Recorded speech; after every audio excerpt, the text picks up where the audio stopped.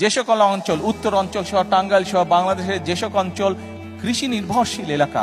সেই সকল অঞ্চলে আমরা যেমন কৃষক ভাইদের পাশে দাঁড়ানোর চেষ্টা করব, কিষানী বোনদের পাশে দাঁড়ানোর চেষ্টা করব, আমরা যেরকম কৃষিকে সহায়তা দেওয়ার চেষ্টা করব, একই সাথে আমাদের চেষ্টা থাকবে যে শুধু কৃষি পণ্য উৎপাদন করলেই হলো না, সেই সকল অঞ্চলে কিভাবে কৃষি পণ্যের সাথে সম্পর্কিত যে সকল কলকারখানা আছে সেগুলিও যাতে প্রতিষ্ঠিত করা যায়, যাতে কৃষক তার পণ্যের মূল্য আরো বেশি পেতে পারে, যাতে করে আমাদের কৃষিজাত পণ্য এগুলো যাতে বিদেশে আমরা রফতানি করতে পারি, সেই জন্য আমরা পদক্ষেপ গ্রহণ করব। এবং আপনারা নিশ্চয়ই অনেকেই, সকলে না হলে অনেকেই পত্রপত্রিকায় দেখেছেন, গতকালকে খবরে দেখেছেন যে আমি গতকাল বাংলাদেশের যে সকল ব্যবসায়ী এই কৃষিজাত পণ্যের ব্যবসার সাথে সম্পর্কিত, যাদের এরকম কৃষিজাত পণ্যের কলকারখানা আছে, তাদের সাথে বসলাম। প্রায় 4 ঘন্টা আমি তাদের সাথে বসেছি, তাদের সমস্যার কথা শুনেছি এবং অনেকগুলো সমাধানের চেষ্টা আমরা সরকারের পক্ষ থেকে আমরা চেষ্টা করেছি যে তাদের সমস্যার সমাধান, যাতে করে তারা আরো বেশি বিনিয়োগ করতে পারে, আরো বেশি মানুষকে সম্পর্কিত করতে পারে, আরো বেশি কৃষি পণ্য কৃষক ভাইদের কাছ থেকে কিনতে পারে